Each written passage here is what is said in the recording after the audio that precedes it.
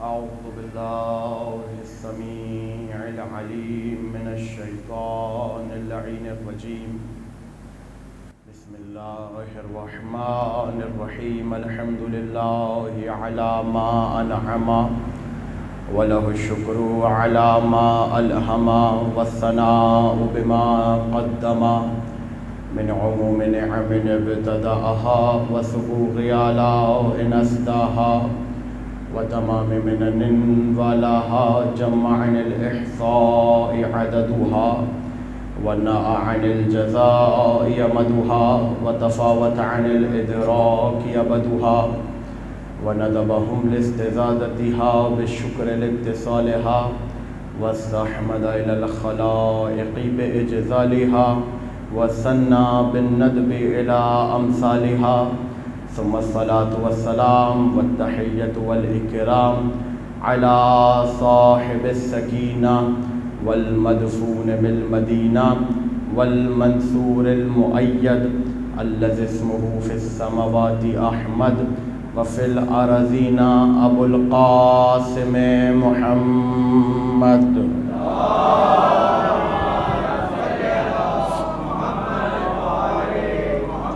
وأهل بيته الطيبين الطاهرين المعصومين المظلومين المنتخبين المنتجبين لا سيما حجة الله في أرضه وعين الله في خلقه ونور الله الذي يهتدي به المهتدون ويفرج به عن المؤمنين وغوث المستغيثين والملهوفين. أعني الإمام المهدي من آل ياسين.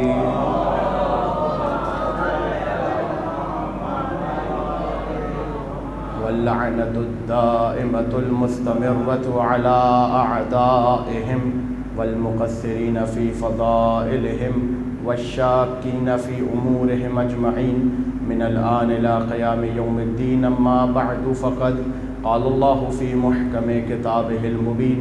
بسم الله الرحمن الرحيم. أفلا يتدبرون القرآن ولو كان من عند غير الله لوجدوا فيه اختلافا كثيرا. صلوات پڑھیں.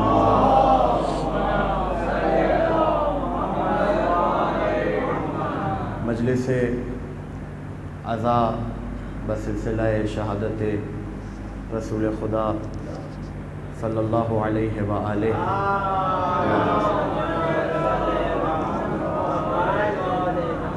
اور ان کے سبط اکبر حضرت امام حسن مجتبی علیہ السلام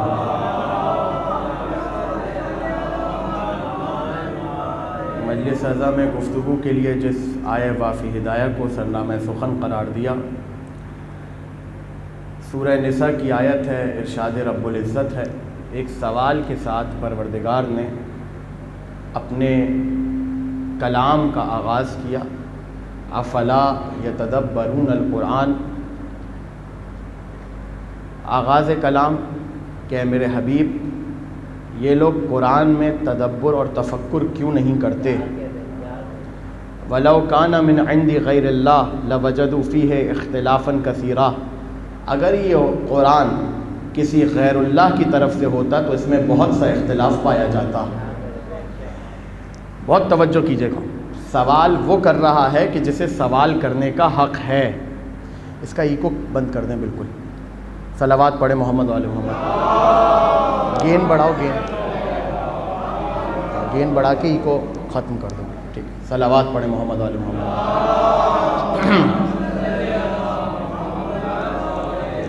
سوال وہ کر رہا ہے کہ جسے سوال کرنے کا حق ہے. کون؟ وہ کہ جس نے عقلوں کو عطا فرمایا، جس نے شعور عطا فرمایا، جس نے فہم عطا فرمایا، جس نے قوت افہام و تفہیم عطا فرمائی، اور پھر وہ سوال کر رہا ہے. یعنی اس کا مطلب یہ ہوا کہ یہ جو عقل اس نے عطا کی ہے، یہ عطا ہی اس لیے کی تاکہ اس کے کلمات اور کلام میں تفکر کیا جائے، تدبر کیا جائے، سوچا جائے، سمجھا جائے. اور پھر فرمایا افلا یتدبرون القرآن. یہ لوگ قرآن میں غور و فکر نہیں کرتے. کس بارے میں نہیں کرتے؟ کیا چیز ہے جو قرآن میں غور و فکر کرنے کی حاجت ہے؟ کس چیز کی ضرورت ہے کہ اس میں قرآن میں اس کے لیے غور و فکر کیا جائے؟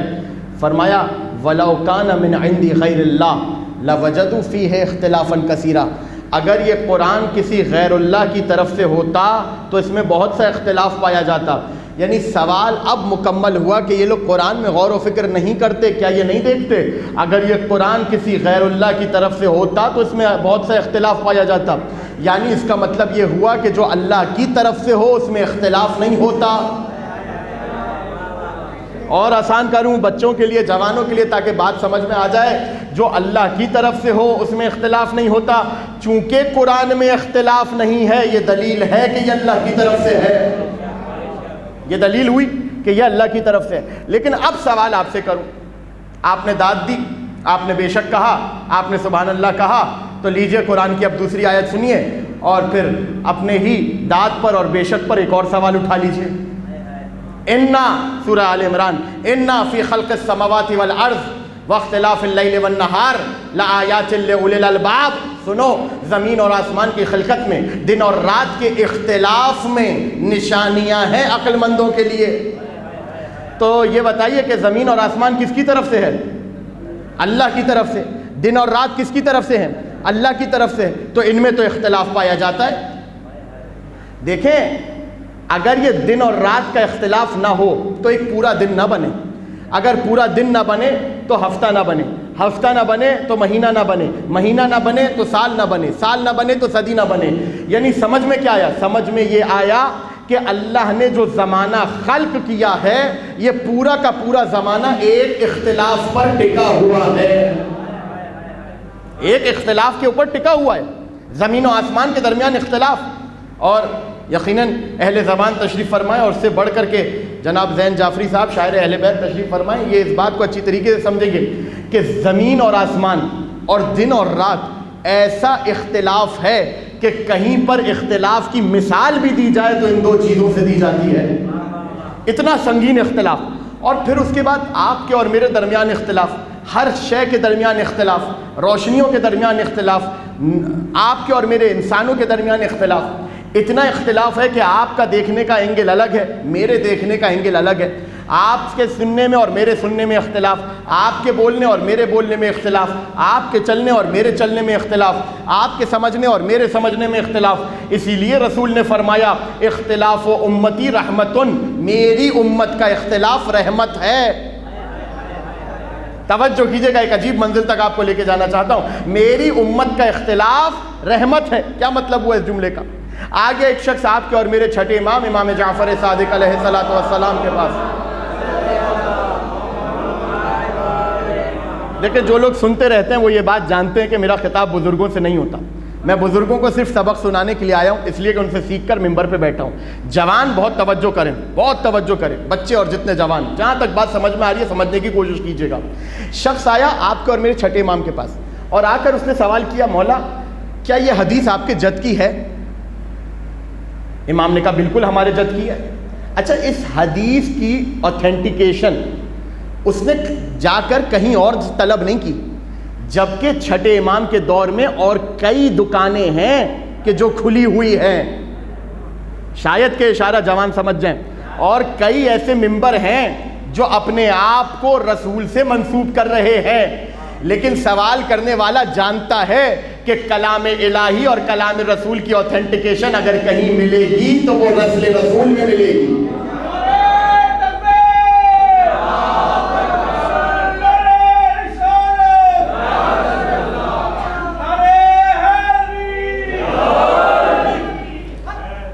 اگر اوتھینٹیکیشن کہیں ملے گی، سند کہیں ملے گی تو وہ نسل رسول کے علاوہ کہیں نہیں ملے گی۔ آپ کے جد کی ہے یہ حدیث۔ اچھا، اور جگہ ایک لطیف بات ہے، بزرگ یقیناً اس کو سمجھیں گے، اور جگہ جا کر وہ یہ سوال کر نہیں سکتا، اور کس سے پوچھے کیا یہ حدیث آپ کے جد کی ہے؟ اما جد کا سوال تو وہاں ہوتا ہے کہ جہاں اجداد کا معلوم ہو۔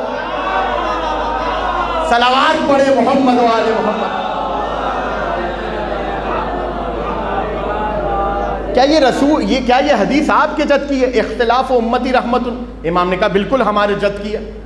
کہا اگر امت کا اختلاف رحمت ہے تو کیا ان کا جدا ہونا اگر رحمت ہے، اختلاف اگر رحمت ہے، تو کیا ان کا اتفاق عذاب ہے؟ امام نے کہا ایسا نہیں ہے جیسا تم سمجھے ہو۔ کہا مولا پھر کیا بات ہے؟ مفہوم روایت آپ کے حوالے کر رہا ہوں۔ امام نے فرمایا اس سے مراد ہے شہروں کا اختلاف، زبانوں کا اختلاف۔ اگر یہ اختلاف نہ ہوتا تو دین پھیل نہیں پاتا، ایک شہر اور ایک زبان تک محدود ہو کر رہ جاتا۔ یہ اختلاف رکھا اور اس کو رحمت بنایا ہی اس لیے تاکہ یہ اسلام ہر شہر، ہر قریہ، ہر ملک، ہر گاؤں اور ہر زبان میں پھیلے۔ اب آپ سے سوال کروں، جو سوال کرنے آیا تھا وہ تھا عربی، جن سے سوال ہو رہا ہے وہ خود بھی عربی، اور جس جملے کے بارے میں سوال ہو رہا ہے وہ بھی عربی۔ تو بھائی عربی کا جملہ تھا اور 3 لفظوں کی حدیث، اختلاف و امتی رحمت، 3 لفظوں کی حدیث ہے یا نہیں ہے؟ اس 3 لفظوں کی حدیث کو وہ پوچھنے والا سمجھ نہیں سکا، وہ حالانکہ وہ خود عربی ہے اور اس کو یہ بھی معلوم ہے کہ اس سوال کا جواب جو آئے گا وہ بھی عربی میں آئے گا، اور جس بارے میں سوال کر رہا ہوں وہ بھی عربی کا جملہ ہے۔ یعنی اس کا سوال کرنا وارث رسول سے اس بات کی دلیل ہے کہ جب امت رسول کے 3 لفظوں کی حدیث خود سے نہ سمجھ سکی تو پورا قرآن خود سے کیا سمجھتی؟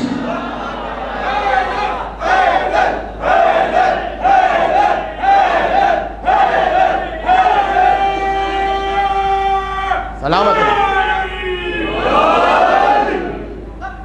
3 لفظوں کی حدیث خود سے نہیں سمجھ سکی، کیسے سمجھے گی پورا قرآن؟ کیسے سمجھے گی پورا دین؟ تو یہ امت محتاج ہے دین اور قرآن کو سمجھنے میں آل رسول کی۔ اب توجہ کیجئے گا، اختلاف امتی رحمت، میری امت کا اختلاف کیا ہے؟ رحمت ہے۔ تو اختلاف اس وقت تک رحمت ہے جب تک اس اختلاف میں اچھے طریقے سے آگے بڑھا جائے۔ جہاں پر نزاع پیدا ہو جائے پھر وہاں پر اختلاف اچھی چیز نہیں ہے۔ دیکھیں امام نے کیا فرمایا، اختلاف ہے بلاد کا، اختلاف ہے شہروں کا، اختلاف ہے زبانوں کا۔ امت مسلمہ میں عقیدوں کو لے کر اختلاف نہیں ہے۔ یعنی دین نے یہ تو اجازت دی ہے کہ تم مختلف شہروں کے ہو، تم مختلف زبانوں کے ہو، لیکن یہ اجازت نہیں دی دین نے کہ اپنے نظریات بھی مختلف رکھو۔ تمہارا عقیدہ تابعدار ہونا چاہیے اس عقیدے کے جو قرآن اور حدیث تمہیں دے رہے ہیں۔ امام نے واضح کر دیا اس بات سے۔ اب یہاں سے بات کیا سمجھ میں آئی؟ اختلاف تو ہے، تو جب اختلاف ہے تو کیا کریں؟ ہمارے درمیان تو اختلاف ہے اور ہم بھی اللہ کی طرف سے، اللہ کی مخلوق ہے، اختلاف ہے۔ قرآن میں اختلاف نہیں ہے۔ کیوں اختلاف نہیں ہے؟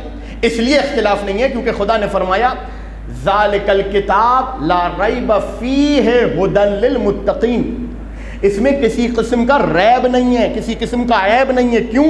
اس لیے کہ یہ ہدایت ہے متقین کے لیے۔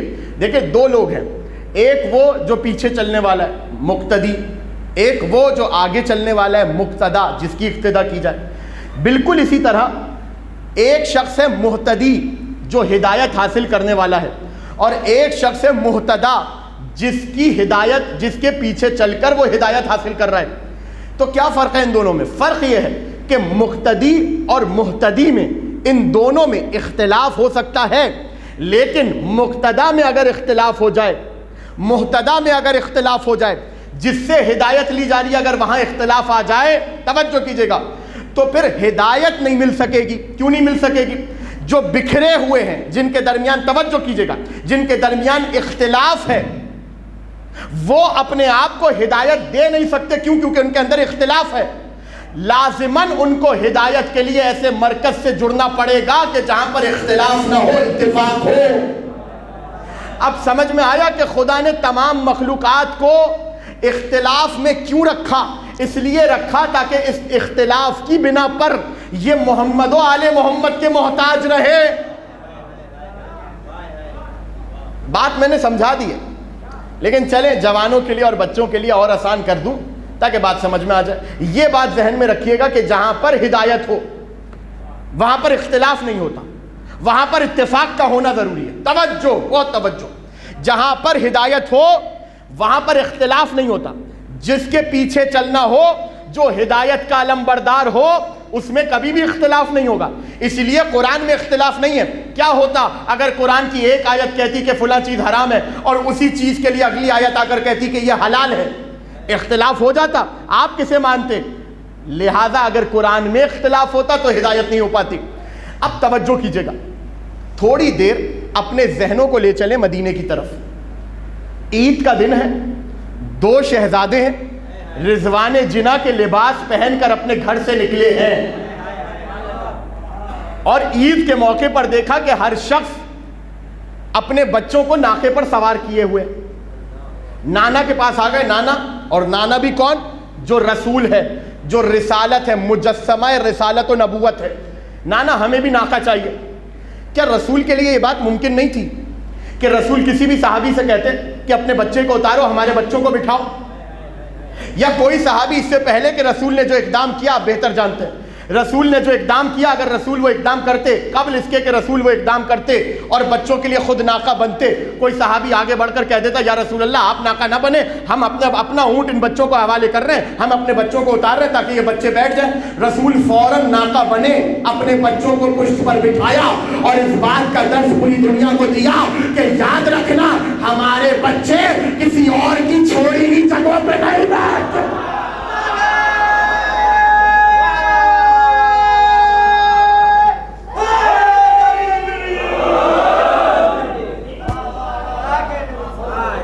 اب لے چلیے تھوڑی دیر اپنے چشم تصور کو مدینہ. ناقہ بنی ہے رسالت, ناقہ بنی ہے نبوت, پشت پہ آئی ہے امامت. اب آہستہ سے جملہ کہہ کے آگے بڑھ جاؤں گا, زیادہ اس جملے پہ رکوں گا نا. یاد رکھیے گا شیعت کہتے ہی اسے ہے جو اس امامت کو مانے جن کا ناقہ رسالت ہوا کرتی.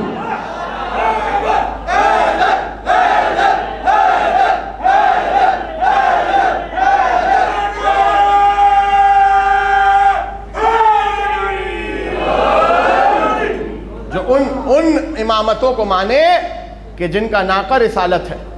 ہم نے اسی امامت کو لیا ہے کہ جو ناقہ رسالت پر سوار ہوتی ہے.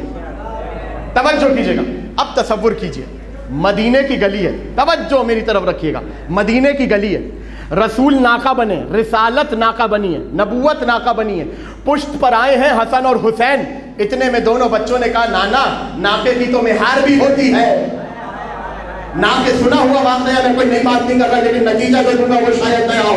ناقے کی تو مہار بھی ہوتی ہے, ساری گفتگو ذہن میں رہے, جملہ آپ کے حوالے کر رہا ہوں. ناقے کی تو مہار بھی ہوتی ہے. رسول نے اپنے دائیں جانب کی زلف دی حسن کے ہاتھ میں, بائیں جانب کی زلف دی حسین کے ہاتھ میں, اور ایک مرتبہ ناقہ رسالت سوار امامت کو لے کر چل دیا. اب میں نے بارگاہ رسالت میں ہاتھوں کو جوڑا, یا رسول اللہ اگر بیعت وقت حسن کو دائیں جانا ہو, حسین کو بائیں جانا ہو, تب رسالت کیا کرے گی, تب نبوت کیا کرے گی؟ بعید نہیں کہ رسول کا جواب آئے, ارے احمق ابھی تو تم نے کہا تھا جہاں ہدایت ہو وہاں اختلاف نہیں ہوتا.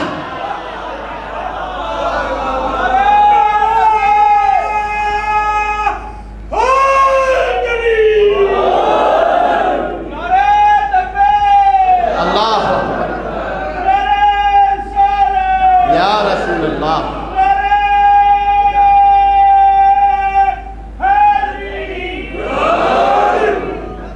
جہاں ہدایت ہو وہاں اختلاف نہیں ہوتا. ایسا ہو ہی نہیں سکتا کہ حسن کو دائیں جانا ہو اور اسی وقت حسین کو بائیں جانا ہو. توجہ کیجئے گا, آیا ایک شخص آپ کے اور میرے چھٹے امام کے پاس, امام جعفر صادق علیہ الصلوۃ والسلام.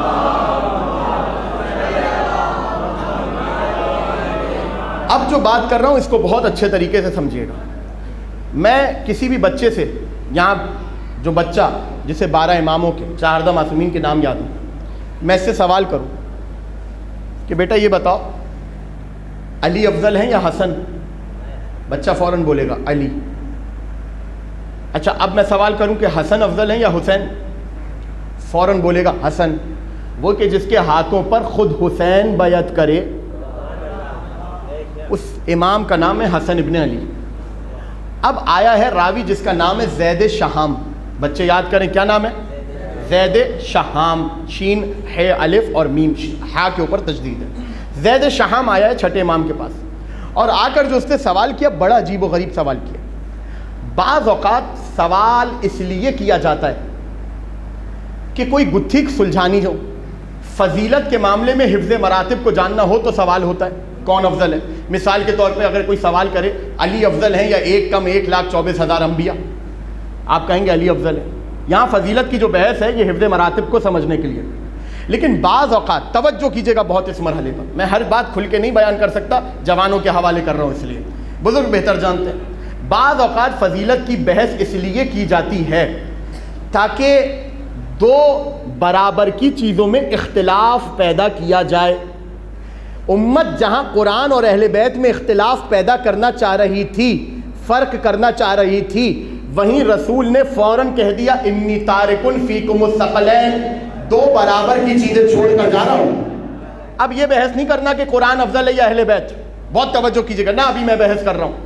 لیکن بعض اوقات بحث اس لیے کی جاتی ہے فضیلت کی جہاں پر کسی ایک کا منشور دوسرے کے منشور پر فضیلت کو دکھانے کے لیے کام لیا جائے، اس سے بعض اوقات بحث ہوتی ہے۔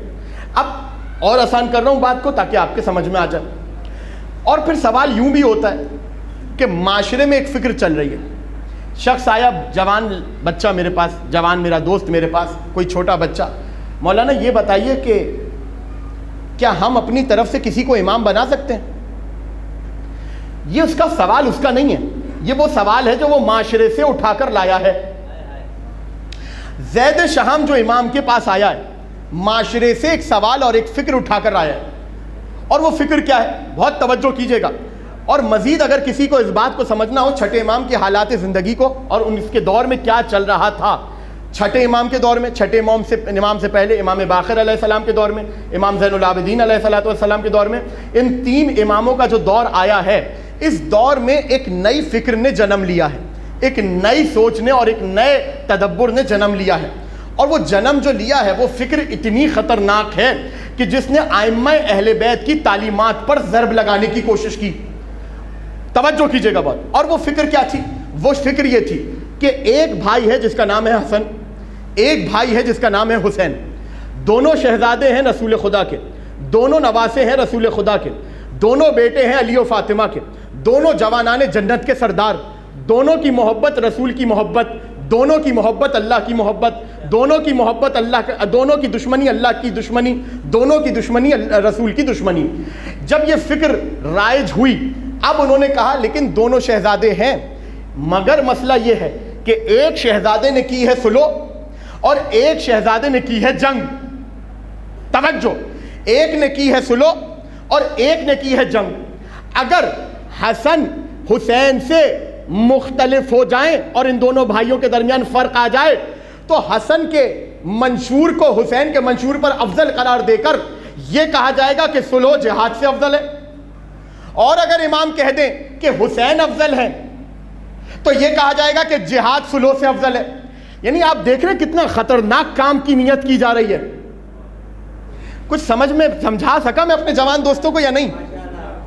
دو منشور سمجھ میں آ گئے، دو شہزادے سمجھ میں آ گئے۔ اب ان کے درمیان جو فضیلت کی بحث ہو رہی ہے وہ کیوں ہو رہی ہے؟ وہ اس لیے ہو رہی ہے تاکہ دونوں کے درمیان فرق پیدا کیا جائے اور یہ بتایا جائے چونکہ ان کے درمیان فرق آ گیا ہے اور حسن حسین سے افضل ہو گئے ہیں، لہٰذا حسن کا جو منشور ہے وہ حسین سے افضل ہے۔ چونکہ دونوں بھائیوں کا زمانہ جڑا ہوا ہے، بالکل یکے بعد دیگر۔ کتنا فرق ہے کربلا میں اور صلح امام حسن میں، کتنا فرق ہے۔ اس چیز کو کیوں ہائی لائٹ کیا گیا؟ اس لیے کہ وہ مقاصد کہ جن سے اپنی انا کو تسلی مل رہی تھی ان کو اور زیادہ مضبوط کیا جائے ان دو شہزادوں کے ذریعے۔ اگر یہ پتہ چل جائے کہ ان میں سے کون افضل ہے تو ہمارے منشور کو اور پالش کرنے میں آسانی ہو جائے گی۔ بات سمجھ میں آ گئی؟ یعنی فضیلت کی بحث اس لیے نہیں کی جا رہی کہ حفظ مراتب کو سمجھا جائے، فضیلت کی بحث اس لیے کی جا رہی ہے تاکہ دونوں کے درمیان فرق کو پیدا کیا جائے اور ایک شہزادے کو دوسرے شہزادے سے افضل قرار دے کر ان کے اقدامات کو، ان کے منشورات کو، تمام کو افضل قرار دیا جائے اور پوری دنیا کو اس کے متعلق ورغلایا جائے۔ بات سمجھ میں آ گئی؟ اب وہ آیا امام کے پاس اور آ کر سے سوال کیا کیا؟ یبن رسول اللہ، حسن افضل ہے یا حسین؟ حسن افضل ہے یا حسین؟ سوال سمجھ میں آ گیا اس کا؟ اچھا یہ سوال ایسا ہی ہے جیسے کوئی آ کر پوچھے نماز کی کتنی رکعتیں، فجر کی نماز کی کتنی رکعتیں، ایسا ہی ہے نا یہ سوال۔ یعنی اتنا واضح اور مسلم سوال اور اس کا جو جواب ہوگا، لیکن امام نے جو جواب دیا وہ معاشرے کی فکر کو دیکھتے ہوئے دیا۔ امام نے کہا سنو، ان جملہ آپ کے حوالے کر رہا ہوں، ان فضل اولنا یلحق فضل آخرنا وفضل آخرنا یلحق فضل اولنا. سنو تم بات کر رہے ہو حسن افضل ہے یا حسین, ہمارے پہلے کی فضیلت آخری سے ملتی ہے, آخری کی فضیلت پہلے سے. آپ سلامت رہیے, آپ سلامت رہیے. ہمارے ان فضل اولنا یلحق فضل آخرنا, ہماری پہلی کی فضیلت جا کر آخری سے ملتی ہے اور آخری کی فضیلت پہلے سے ملتی ہے. یعنی کیا مطلب؟ مطلب یہ کہ ہم فضیلت میں سب برابر ہیں. اس نے آگے سے ایک سوال کیا پھر سے, یبن رسول اللہ وسع علی الجواب, واللہ قسم کھا کے کہہ رہے ما اسألک الا مرتادن, مولا اپنے جواب کو تھوڑا سا اور وسیع کیجئے اور پھیلائیے. میں آپ کے پاس جو یہ سوال لے کر آیا ہوں اس لیے لے کر آیا ہوں کہ میں حق کا متلاشی ہوں, حق کو تلاش کر رہا ہوں, حق کو پہچاننا چاہ رہا ہوں, اس لیے آپ کے بارگاہ میں آیا ہوں, آپ کی درگاہ میں آیا ہوں. مجھے بتائیے کہ کیا مطلب ہے جو آپ نے کہا ہے کہ ہمارے پہلے کا فضل آخر سے ملتا ہے, آخر کا فضل پہلے سے ملتا ہے.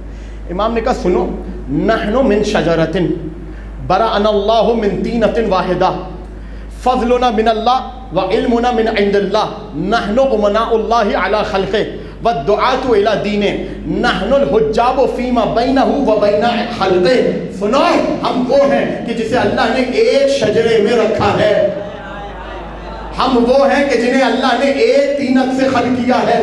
ہماری فضیلتیں بھی اللہ کی طرف سے ہیں, ہمارا علم بھی اللہ کی طرف سے ہے. اور پھر امام نے فرمایا سنو, اس پوری کائنات میں اگر اللہ کا کوئی امین ہے وہ سوائے ہمارے اور کوئی نہیں ہے, اور ہم ہی ہیں جو اس کے دین کی طرف لوگوں کو بلاتے ہیں. سنو ہم وہ حجاب اور واسطہ ہیں جو اللہ اور اس کی مخلوق کے درمیان ہے. کیا مطلب؟ مطلب یہ کہ نہ اللہ کی رحمتیں ہمارے بغیر تم تک آتی ہیں, نہ تمہاری عبادتیں ہمارے بغیر اللہ تک جاتی.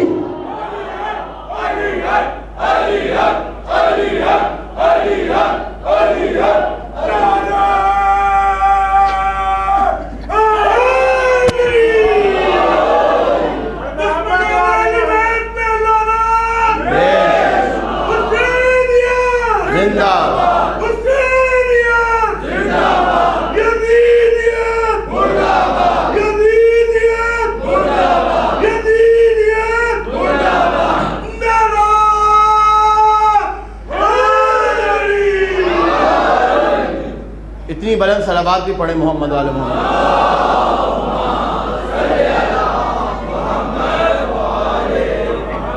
بات سمجھ میں, ہم سب فضیلت میں ایک ہیں. کہاں سے چلی تھی بات کہ یہ لوگ غور کیوں نہیں کرتے؟ اگر یہ قرآن کسی غیر اللہ کی طرف سے ہوتا تو بہت سا اختلاف پایا جاتا, پوری دنیا میں ہوگا اختلاف. لیکن امام نے فرمایا خلقنا واحد وعلمنا واحد وفضلنا واحد وکلنا واحد عند اللہ. سنو ہم دکھتے 12 ہیں, حقیقت میں سب ایک ہے.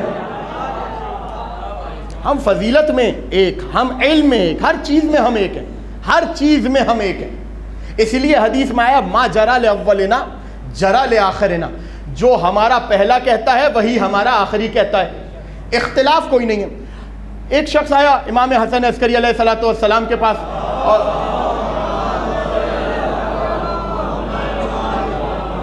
اور آ کر اس نے سوال کیا کہ مولا یہ بتائیے کہ اسلام میں مرد کے 2 حصے, عورت کا 1, ایسا کیوں ہے؟ تو امام نے فرمایا کہ سنو, اس لیے کہ عورت کے اوپر جہاد اور نان و نفقہ واجب نہیں ہے, اس لیے عورت کا 1 حصہ, اور مرد کے 2 حصے, مرد کے اوپر جہاد اور نان و نفقہ واجب ہے. اچھا, اعتراض کرنے والا اس کے اوپر فوراً اعتراض کرتا ہے, یہ ہے اسلام کہ جس نے مرد کو اوپر رکھا, سپیریئر رکھا, عورت کو ماتحت رکھا. مرد کے 2 حصے, عورت کا 1 حصہ. اب اگر خواتین سن رہی ہیں مائیں بہنیں تو وہ بھی خوش ہو جائیں گی اور مرد بھی خوش ہو جائیں گے. وہ جو 2 حصے مرد کو ملے ہیں ان میں سے بھی تو وہ حصے آنے ہی عورت کے پاس ہوتے ہیں. تبھی تو امام نے 2 حصے رکھے کہ اس کے اوپر نان و نفقہ واجب ہے, آ جائے. جہاد واجب ہے مرد کے اوپر, عورت کے اوپر نہیں, اس لیے مرد کے 2 حصے. یعنی عورت کو اسلام نے زحمت نہیں دی کہ وہ آئے میدان کے اندر جہاد کرنے.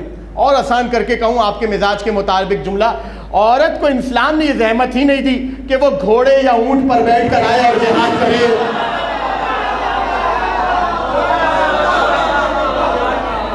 اب اگر کوئی آ رہی ہے تو وہ آتی رہے, لیکن حصہ ایک ہی رہے گا. صلوات پڑھے محمد و آل محمد پر۔ تو جب اس نے یہ سوال سنا 11ویں امام سے، تو امام نے آگے سے کہا، جب اس نے یہ سوال کیا امام سے، تو امام نے فرمایا سنو، عورت کے ایک حصہ اس لیے کیونکہ عورت کے اوپر نان و نفقہ اور جہاد واجب نہیں، مرد کے 2 اس لیے کیونکہ اس کے اوپر نان و نفقہ اور جہاد واجب ہے۔ تو کہتا ہے میں نے دل میں سوچا، میرے دل میں یہ خیال آیا کہ جب کسی سائل نے 6 امام سے یہ سوال کیا تھا، وہ 11ویں امام سے سوال کر رہا ہے، کہتا ہے میرے دل میں آیا کہ جب 6 امام سے سوال ہوا تھا تو انہوں نے بھی یہی جواب دیا تھا۔ جیسے ہی کہتا ہے میرے دل میں یہ بات آئی، 11واں امام میری طرف مخاطب ہو کر کہنے لگا سنو، جب سوال ایک ہوگا تو جواب بھی ایک ہوگا۔ جو ہمارا پہلا کہتا ہے وہی ہمارا آخری کہتا ہے۔ ما جرا لأولنا، امام ہی کی اسی روایت کی حدیث، جرا لآخرنا، کہ جو ہمارا پہلا کہتا ہے وہی ہمارا آخری کہتا ہے۔ یہاں تک بات سمجھ میں آ گئی؟ اب آئیے اس قضیے کی طرف۔ ہم سب ایک ہیں، اور خود زیارت جامع کبیرہ میں میں اور آپ یہ جملہ اور اعتراف کرتے ہیں۔ وہ کیا اعتراف کرتے ہیں؟ جوانوں کے لیے عرض کر دوں، بزرگ جانتے ہیں، زیارت جامع کبیرہ وہ کہ جسے امام علی نقی علیہ الصلاۃ والسلام نے نقل کیا۔ یہ زیارت امام کی تعلیم کردہ ہے، اور وہ زیارت ہے کہ جس کے لیے صاحب الزمان آپ کے اور میرے وقت کے امام کے جملے ہیں۔ 3 بار امام نے فرمایا نعمہ ہاذہ الزیارہ، نعمہ ہاذہ الزیارہ، نعمہ ہاذہ الزیارہ۔ کیا اچھی زیارت ہے یہ، کیا اچھی زیارت ہے یہ، کیا اچھی زیارت ہے یہ۔ 3 مرتبہ امام نے یہ جملے ارشاد فرمائے صاحب الزمان نے۔ تو کیا اس زیارت کا جملہ؟ پوری زیارت نہیں پڑھ رہا، ایک جملہ آپ کے حوالے کر رہا ہوں۔ فرمایا انا ارواحکم و نورکم و طینتکم واحدہ، اے محمد و آل محمد میں گواہی دیتا ہوں آپ کی ارواح بھی ایک، آپ کی طینت بھی ایک، آپ کا نور بھی ایک، آپ کا نور بھی ایک، فرق نہیں ہے، فرق نہیں ہے۔ یہی وجہ ہے کہ رسول نے فرمایا، اب ساری حدیثیں آپ کو سمجھ میں آئیں گی، اور وہ کیا؟ اولنا محمد و آخرنا محمد و کلنا و اوسطنا محمد و کلنا محمد۔ ہمارا پہلا بھی محمد، ہمارا اوسط بھی محمد، ہمارا آخر بھی محمد، ہم سب کے سب محمد۔ اور پھر علی یہ جملہ کہیں نحن نور اللہ الذی لا یتغیر، ہم اللہ کے وہ نور ہیں کہ جن کے درمیان نہ کوئی تغیر ہے نہ اختلاف۔ جو ہمارا پہلا وہی ہمارا آخری۔ اب توجہ کیجئے گا، تمام کے تمام ائمہ، رسول نے فرمایا نا، کیا فرمایا رسول نے؟ ہمارا پہلا بھی محمد، ہمارا اوسط بھی محمد، ہمارا آخر بھی محمد، ہم سب کے سب محمد۔ اب جس دور میں بھی آنکھوں کو کھولو اس دور کے امام کو دیکھ لینا، تمہیں جتنی فضیلتیں اس امام کی نظر آئیں گی یہ سمجھ جانا یہ فضیلتیں سب کی سب رسول کی ہیں، سب کی سب فضیلتیں۔ اچھا صرف اگر رسول نے کہا ہوتا تو میں بھی یہاں خاموش ہو جاتا۔ ایک جملہ علی کا بھی ہے، سنا دوں، آپ کے حوالے کر دوں۔ رسول نے فرمایا پہلا بھی محمد، اوسط یعنی درمیانہ بھی محمد، آخری بھی محمد، ہم سب کے سب محمد۔ اور علی یہ جملہ کہیں انا صاحب الرجعات والکرات، میں وہ ہوں جو ہر زمانے میں پلٹ پلٹ کر آنے والا ہوں۔ کہاں بیٹھے ہیں، حدیث آپ کے حوالے کر دی۔ ایک جملہ رسول نے کہا کہ ہم سب محمد ہیں، ایک جملہ علی نے کہا میں وہ ہوں جو ہر دور میں پلٹ پلٹ کر آنے والا ہوں۔ کیا مطلب ہوا؟ جس دور میں بھی آنکھوں کو کھولو گے حسن کو دیکھو گے بیک وقت، رسول کو بھی دیکھو گے، علی کو بھی دیکھو گے، حسین کو دیکھو گے بیک وقت، رسول کو بھی دیکھو گے، علی کو بھی دیکھو گے۔ اب سمجھ میں آیا ہم کیوں کہتے ہیں اللہم عجل ولیک الفرج، پروردگار ہمارے آخری والی کو اتنے ضرور عطا فرما تاکہ کعبے کی چھت پر بیک وقت محمد کو بھی دیکھے، علی کو بھی دیکھے۔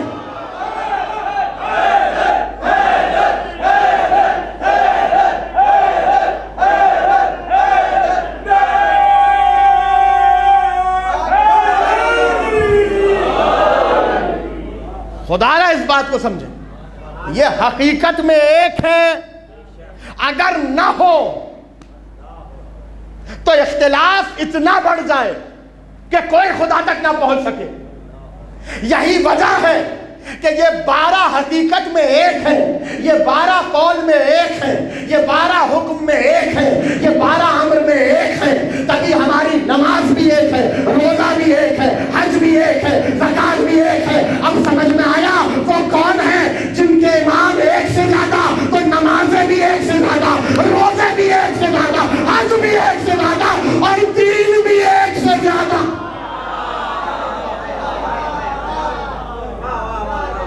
جو ہمارا پہلا کہتا ہے وہی ہمارا آخری کہتا ہے، فرق ہے صرف ادوار کا۔ کیوں؟ اس لیے کہ کوئی دور نور محمد و علی سے خالی نہ رہے۔ توجہ کیجئے گا، کوئی دور نور محمد و علی سے خالی نہ رہے۔ یہی وجہ ہے کہ ہر امام کے دور میں تجلی نور مصطفیٰ بھی نظر آئی، تجلی نور مرتضیٰ بھی نظر آئی۔ جب تک جنگ کی تو تجلی علی نظر آئی، جب صلح کی تو تجلی مصطفیٰ نظر۔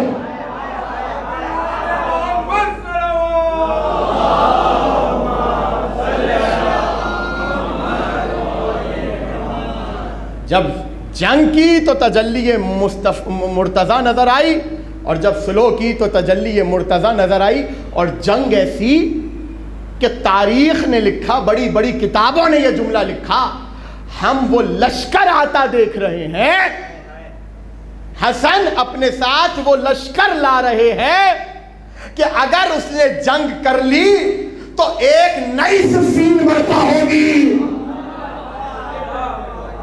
ایک نئی صفین برپا ہوگی۔ لہذا ایسا نہیں تھا کہ صلح اس بنیاد پہ کی کہ تلوار نہیں چلا سکتے یا قدرت نہیں تھی۔ اب آپ کے حوالے ایک واقعہ کروں تاکہ بات سمجھ میں آئے۔ قدرت حسن ابن علی، بہت توجہ کیجئے گا، بہت توجہ کیجئے گا۔ کیا ہے قدرت حسن ابن علی؟ یہ لشکر اور ان چیزوں کی حاجت امام کو نہیں ہوتی، اس بات کو ذہن میں رکھیے گا۔ کوئی یہ نہ سوچے کہ لشکر کی حاجت ہے امام کو۔ سرکار امام زمانہ علیہ السلام کا وجود غیب میں، اللہم صلی علی محمد۔ مجھے معاف کیجئے گا لیکن جو حقیقت ہے اور احادیث کے مطابق ہے وہ آپ کے حوالے کروں۔ کیوں نہیں ظہور ہو رہا؟ شیعوں کے اعمال اچھے نہیں ہیں۔ اچھا، یعنی شیعوں کے اعمال پر موقوف ہے امام کا ظہور۔ دیکھیں میں یہ نہیں کہہ رہا کہ اپنے اعمال کو خراب کیا جائے، کیونکہ مجھ سے کافی لوگ آ کے کہتے ہیں مولانا یہ روایتیں نہ پڑھا کیجئے اور یہ باتیں نہ کیا کیجئے، لوگوں کو بدعمالی کی طرف ترغیب ملتی ہے۔ ایک شاعر تھا جس کا نام تھا حاجب، اس نے ایک شعر لکھا، حاجب اگر محاسبہ حشر با علیست من زامنم کے چیب خواہی گناہ کن۔ اے حاجب اگر تمہارا حساب کتاب اگر تمہارا حساب کتاب محشر میں علی نے لینا ہے، میں ضمانت لیتا ہوں جتنے دل چاہے گناہ کرو۔ یہ شعر اس نے لکھ دیا۔ اچھا یہ حدیث ہے ہمارے پاس موجود کہ حساب کتاب آئمہ لیں گے، زیارت جامع کبیرہ کے بھی جملے، حساب کتاب آئمہ کے پاس ہے، آئمہ حساب کتاب لیں گے۔ تو اس نے شعر لکھا کہ حاجب اگر علی نے تمہارا حساب کتاب محشر میں لینا ہے تو میں ضمانت لیتا ہوں جتنے دل چاہے گناہ کرو۔ رات کو سویا، خواب میں علی آ گئے اور آ کر کہا کہ حاجب یہ کیا لکھا ہے؟ کہا اس کو مٹاؤ، لکھو تم نے کیا لکھا تھا؟ حاجب اگر محاسبہ حشر بالیست، اگر علی نے کہا لکھو حاجب یقین محاسبہ حشر بالیست۔ ابھی رک جائیے پہلے مصرے پہ تاکہ اگلا مصرع سمجھ میں آ جائے۔ سمجھ میں آیا کچھ آپ کے؟ علی نے بتایا شیعہ ہو تو اگر پہ مت رکو، یقین کی منزل پر آؤ۔ حاجب یقین محاسبہ حشر بالیست، حاجب تمہارا محاسبہ محشر میں یقیناً علی کو لینا ہے۔ شرمز رخ علی کن کم تر گناہ کن، علی کے چہرے سے شرم کرو اور کم گناہ کیا کرو۔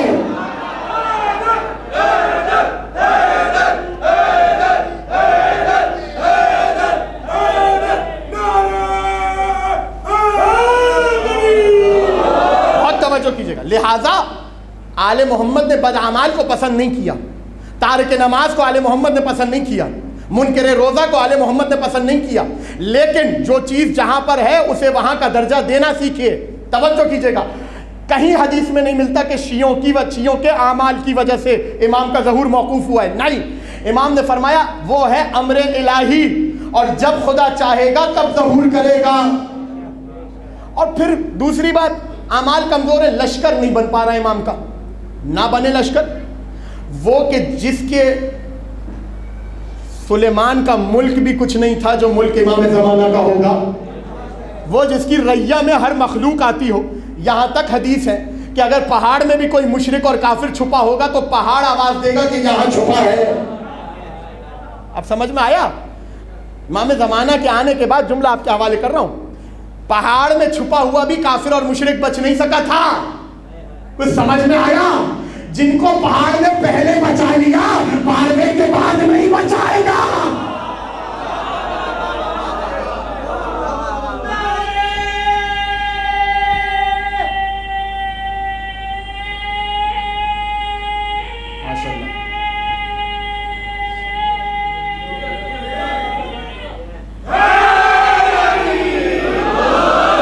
لہذا امام کو لشکر کی کوئی حاجت نہیں ہے۔ امام کا لشکر جو ہوگا وہ امام کے وجود کی فیضیابی کی وجہ سے امام کے پاس آئے گا، نہ کہ امام کو ان کی حاجت ہوگی۔ توجہ، لہذا امام حسن علیہ السلام جو لشکر لے کر چلے تھے، امام کو لشکر کی ضرورت نہیں ہے۔ امام وہ ہے جو قدرت میں علی کا وارث ہے، اور علی جو یہ کہہ چکے کہ انا قدرت اللہ یا قدرتی قدرت اللہ، میں اللہ کی قدرت ہوں اور میرے پاس جو قدرت ہے میری نہیں اللہ کی ہے۔ تو جس کے پاس اللہ کی قدرت ہو، جملہ آپ کے حوالے کر رہا ہوں، جو اللہ کی قدرت کا، جو خالق کی قدرت کا وارث ہو، اسے مخلوق کی قدرت کی حاجت نہیں ہوتی۔ اسے مخلوق کی قدرت کی حاجت نہیں ہوتی۔ یہ قدرت میں سب ایک بیٹھے ہیں مسجد کوفہ میں امیر المومنین، بہت ڈھکے چھپے الفاظ میں، یہ روایت آپ کے حوالے کر رہا ہوں۔ تو جب علی نے کہا کہ میں تمہیں جنگ کا حکم دیتا ہوں اور تم پیچھے ہٹ جاتے ہو، سردیاں آتی ہیں تم کہتے ہو کہ سردی بہت ہے گرمی آ جائے، گرمیاں آتی ہیں تم کہتے ہو گرمی بہت ہے سردیاں آ جائے، کیوں لشکر نہیں بناتے؟ کیوں باطل کے خلاف کھڑے نہیں ہوتے؟ کیوں اللہ کے دشمن کے خلاف کھڑے نہیں ہوتے؟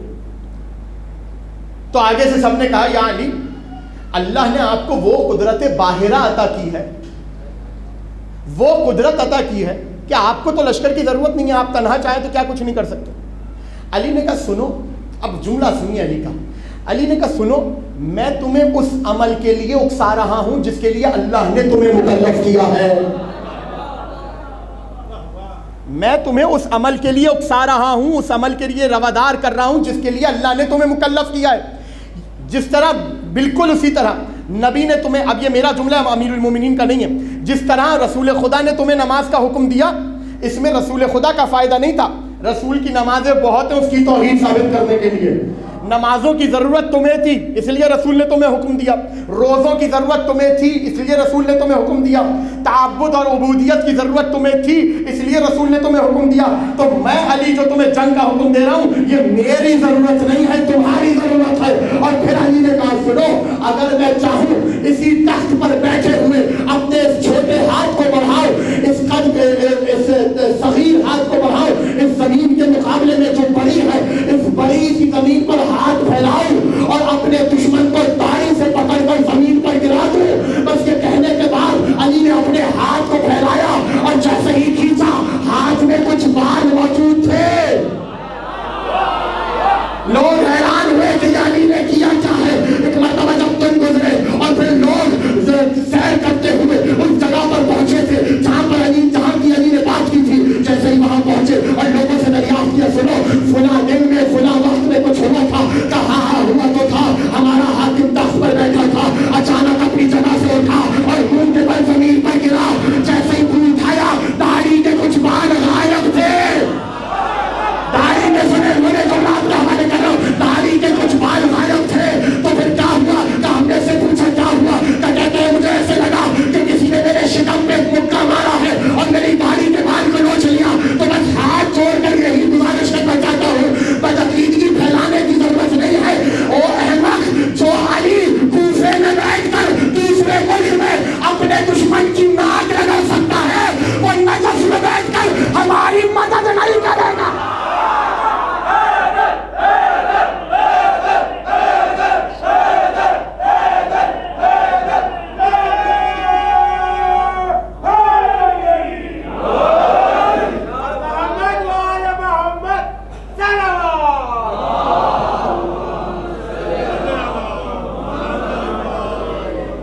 سے ذرا بلند آواز میں درود پڑھیں.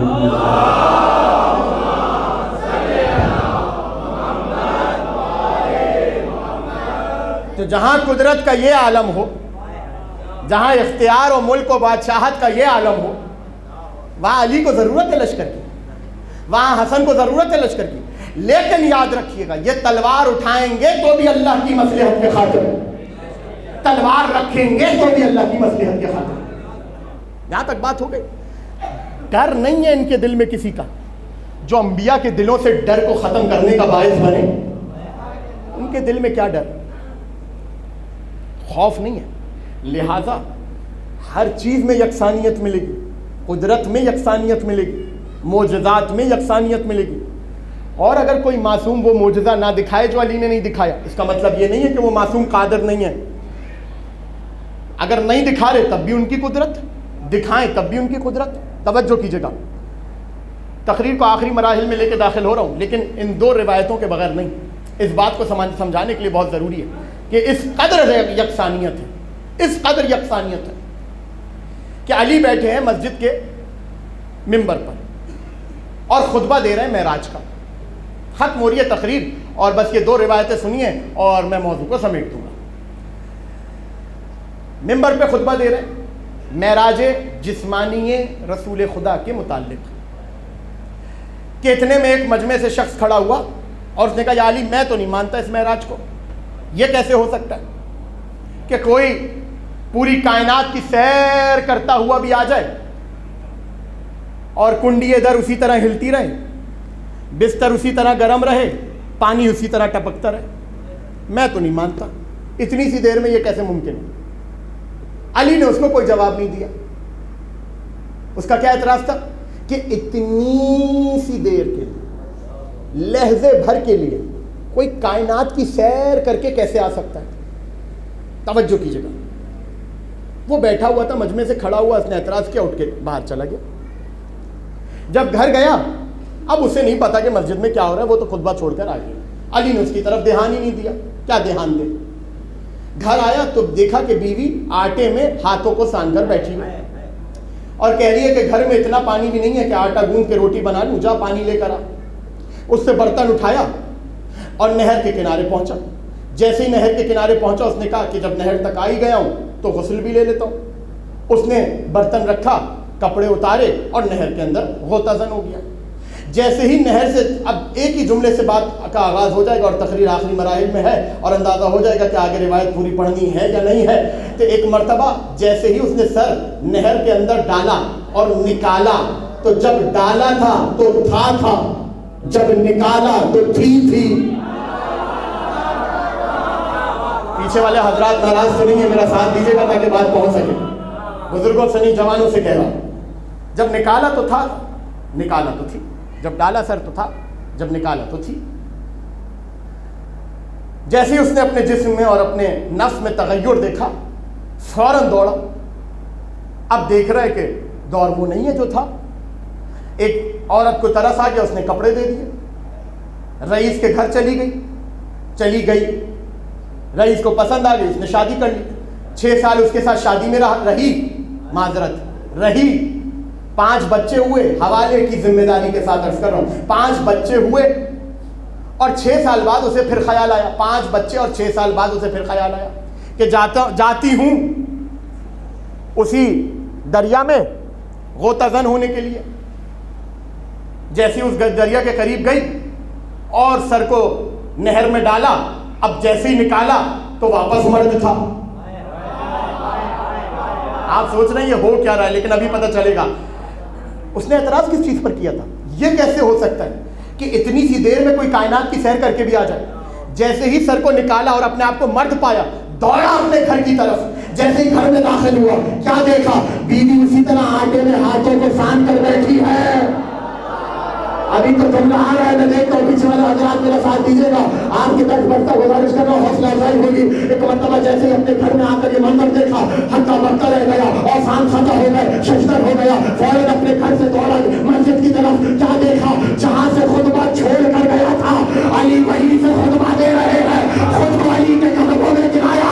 یا علی مجھے حق سمجھا دو، یا علی اپنی ولایت کا کلمہ پڑھا دو. جملہ پایا نہ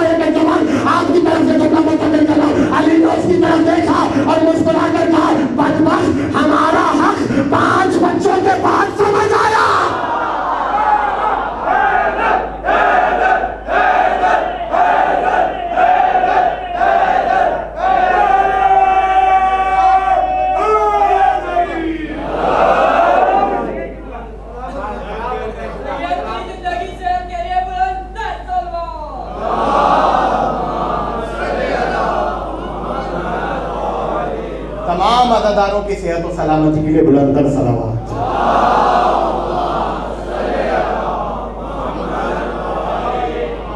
تو خدا نے ان 14 کو یہ کمال عطا کیا کہ جہاں پر ان کی قدرت یعنی اللہ کی قدرت پر سوال ہوا وہیں پر انہوں نے معجزہ دکھایا. توجہ، وہیں پر معجزہ دکھایا. یہی وجہ تھی کہ جب خطبہ دینے کے لیے حسن منبر پر آئے ہیں اور اپنے اجداد کا تعارف منبر سے کروایا ہے اور منبر سے نیچے اترے ہیں، ختم کر رہا ہوں تقریر، آخری جملے ہیں، تو ایک شخص دوڑتا ہوا حسن کی طرف آیا. سب کو شتم کرتا ہوں. کیا کہا تھا حسن نے منبر پر؟ لو دعوت اللہ عز وجل لجعل العراق شاما والشام عراقا والرجل مرأة والمرأة رجلا. سنو، اگر میں اللہ سے یہ دعا کروں تو پروردگار عراق کو شام کر دے گا، شام کو عراق کر دے گا. میرے کہنے پر مرد کو عورت کر دے گا، عورت کو مرد کر دے گا، عورت کو مرد کر دے گا، عورت کو مرد کر دے گا. بس یہ سننا تھا. ایک شخص آگے بڑھا اور بڑھ کر کہنے لگا، حالی یقدر والا ذالک، اے حسن کیا اس پر کوئی قدرت رکھتا ہے کہ مرد کو عورت کر دے، عورت کو مرد کر دے؟ کیا اس پر کوئی قدرت رکھتا ہے کہ عورت کو مرد کر دے، مرد کو عورت کر دے؟ جس طرح علی پر اعتراض ہوا ویسے ہی حسن پر اعتراض ہوا. جہاں علی نے کچھ نہ کہا، نہ تسبیح ہوئی، نہ جنازہ نماز بچھائی، نہ سجدہ کیا، بس ایک جملہ کہا تھا علی نے جس سے حالت تغیر میں آ گئی. اسی طرح جب حسن سے کہا، اے حسن کیا کوئی اس پر قدرت رکھتا ہے کہ مرد کو عورت کر دے، عورت کو مرد کر دے، اور مرد کو عورت کر دے، عورت کو مرد کر دے؟ بس یہ کہنا تھا. حسن نے اس کی طرف دیکھا اور دیکھ کر کہا، اے حسین الا تستحین ان تقعدی بین الرجال، اے عورت ہٹ جا، مردوں کے مجمع میں آتے شرم نہیں آ.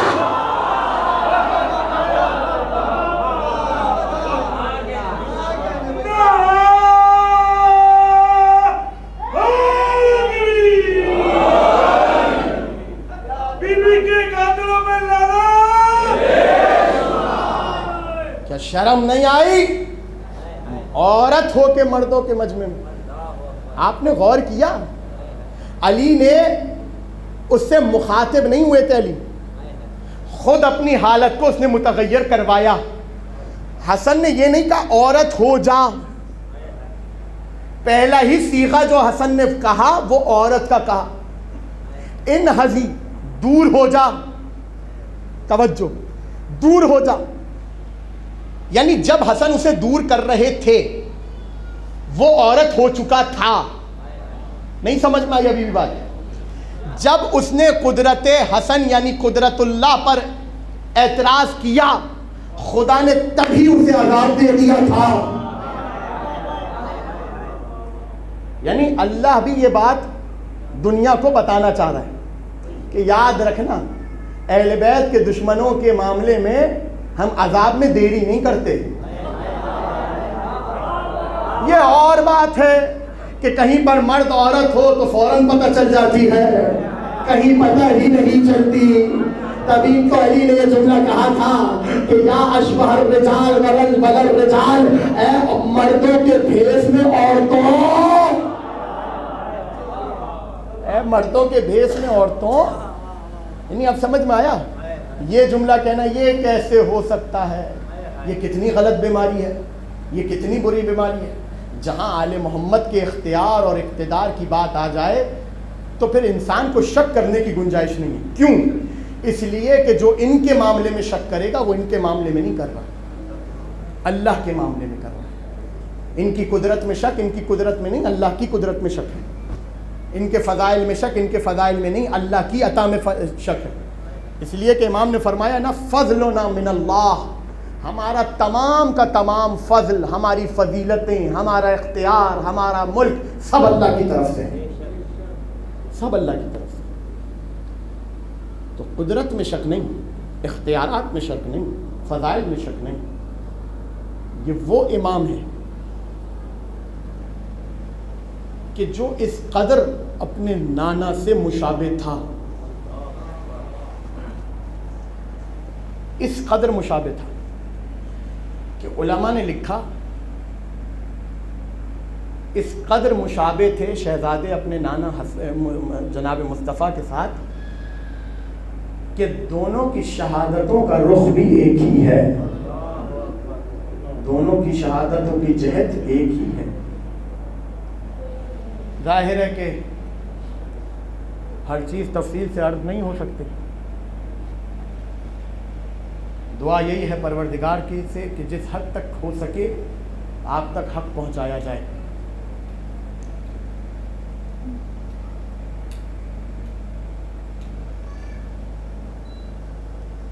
اور محمد وآل محمد صلوات۔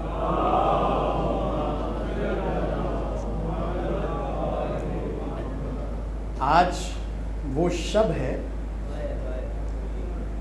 کہ جس شب میں 2 جنازے دیکھے ہیں زہرا کی بیٹیوں نے۔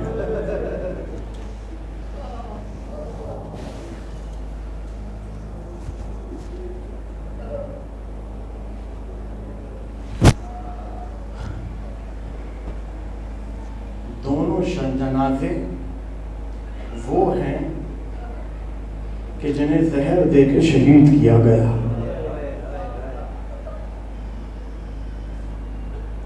ایک سیدہ کا بابا ہے، ایک سیدہ کا بیٹا ہے۔ اس قدر والہانہ محبت تھی کہ جب بی بی کو پتا چلا نا کہ میرے بابا کو احد میں زخمی کر دیا گیا ہے، دوڑتی ہوئی گئی ہیں بیویوں کے جھرمٹ میں اس جگہ پر کہ جہاں پر علی نے رسول خدا کو بٹھایا ہوا تھا۔ میں اطمینان سے مسائل پڑھوں گا، آپ کی آوازیں بلند ہو جانی چاہیے۔ فوراً پہنچی، رسول کے صرف دندان مبارک شہید نہیں ہوئے تھے عزاداروں، سر بھی زخمی ہوا تھا، سر بھی زخمی ہوا تھا۔ بابا کے پاس آئے، مرہم لگاتی جاتی تھی، پٹی باندھتی جاتی تھی، اور اپنے بابا کے سر کو سینے سے لگا لیا، آنکھوں سے آنسو بہہ رہے ہیں، اور کہتی جاتی ہیں وہ کون ہے جس نے اپنے رفیق کو زخمی کر دیا؟ میں ہاتھوں کو جوڑوں بی بی، آپ کے سینے پر آپ کے بابا کا سر آیا، لیکن آپ بڑی خوش قسمت ہیں کہ جب سر بابا کا آپ کے زانوں پر آیا ہے تو سر تن پر موجود تھا۔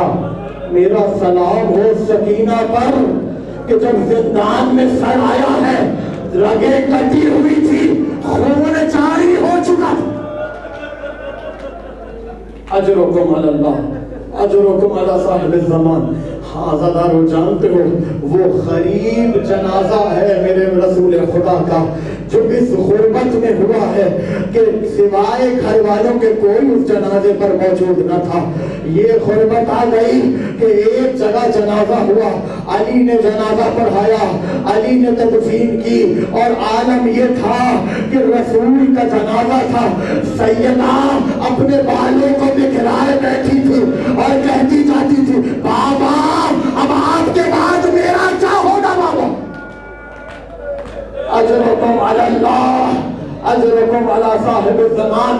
میں ہاتھوں کو جوڑ کر کہوں بی بی آج آپ موجود ہیں، آپ نے اپنے بابا کا جنازہ دیکھ لیا بی بی، لیکن ایک وقت آئے گا جب آپ تو نہ ہوگی لیکن آپ کے بیٹے کا جنازہ ہوگا، یہی مدینہ شہر ہوگا، یہی مسلمان ہوں گے، تیروں کی بارش ہوگی، وہ کفن جو زہر سے سبز ہوا تھا وہ خون سے لال ہو جائے گا۔ اجرکم علی اللہ۔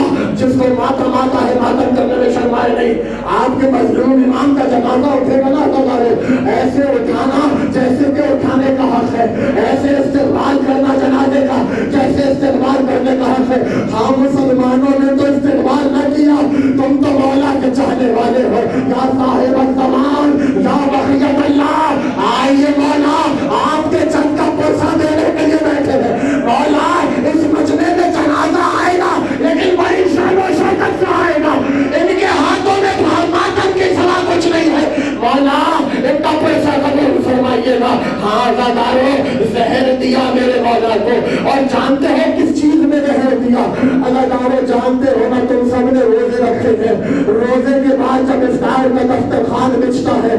انسان سب سے پہلے پانی کی طرف جاتا ہے، انسان سب سے پہلے پانی کی طرف مائل ہوتا ہے۔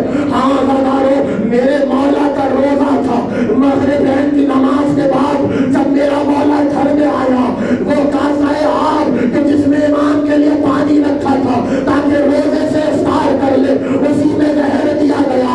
ہاں غدارو، جانتے ہو وہ زہر اتنا قاتل تھا کہ جب میرے مولا نے زہر دیا ہے اور ہاتھوں سے کاسا زمین پر گرا ہے، زمین پر کئی فٹ گہرا گڈھا بننا شروع ہو گیا تھا۔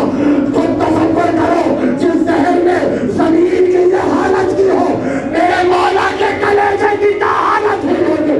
خون کی الٹیاں کرنا شروع کی، جگر کے ٹکڑے کٹ کٹ کر آ رہے تھے اور آواز دے رہے تھے، فرما میری بہن زینب، میرا بھائی حسین۔ اجر و کمال اللہ کرو، اپنی آوازوں کو بلند، ہاتھ تمہارے سینے پر ہونے چاہیے، مولا کے جنازے کا استقبال اس طرح نہیں ہوگا، آوازوں کو بلند رکھنا ہمارے جناب سیدہ کو ان کے لال کا پر سجدہ ہے نا بتاؤ۔ ہاں اللہ جانتے ہو ارے جن 17 بہنیں تھی امام کی، 17 بھائی تھے امام کے، ارے جہاں اتنے بھائی بہن ہو اور باپ کا سایہ سر سے اٹھ جائے، وہاں پر بڑا بھائی باپ کی جگہ ہوتا ہے۔ اب سمجھ میں آیا جب زینب نے سنا نا کہ بھائی کو زہر دیا گیا ہے، ایسے دوڑی جیسے علی کے جنازے پر آئے تھے۔ اجر و کمال اللہ، اجر و کمال صاحب زمان۔ لیکن خبر کس نے پہنچائی جانتے ہو غدارو؟ 3 برس کے قاسم نے، 3 برس کے قاسم نے، اپنی آوازوں کو بلند رکھنا، چونکہ تمہارے حوالے کر رہا ہوں، رونے کے لیے کافی ہے۔ فرما نے جیسے ہی قاسم کو بھیجنا چاہا، قاسم جانے لگے، کہا قاسم بیٹا میرے پاس آؤ۔ قاسم قریب آئے، سر سے امامے کو اتارا اور سینوں کو پلٹا، گریبان کو چاک کیا۔ کیا سن رہے ہو غدارو؟ گریبان کو چاک کیا، کہا قاسم تم یتیم ہو، میرے بیٹے یتیم ہے، سہولیاں رکھتے ہیں، بس یہ کہنا تھا۔ میں نے بی بی کی بارگاہ میں ہاتھوں کو جوڑا، بی بی آپ بڑی خوش قسمت ہیں، آپ کا بیٹا یتیم ہوا، گریبان آپ نے چاک کیا، آستینوں کو آپ نے پلٹا۔ کیا سن رہے ہو غدارو؟ سر سے امامے کو آپ نے اتارا، ایک طرف حسین کی بیٹی، دامن میں آگ لگی، منہ پر تماچے لگ۔ اجر و کمال اللہ، اجر و کمال صاحب زمان۔ لگن میں ٹکڑے اگل رہا ہے جگر کے، زہرا کا بیٹا حسن۔ ایک مرتبہ بہنیں آ گئی، بھائی آ گئے، حسین جیسے ہی قریب آئے بھائی کے سینے سے لپٹ گئے۔ ارے ہزاروں قطار آنکھوں سے آنسو بہ رہے تھے۔ ایک مرتبہ رو کر کہا لا یومک یومک یا ابا عبداللہ، اے حسین تو میرے غم میں بڑا غمگین ہے، لیکن تیرے دن جیسا کوئی دن نہیں ہے۔ یہ کہنے کے بعد ہر بھائی بہن کا ہاتھ حسین کے ہاتھوں میں دیا۔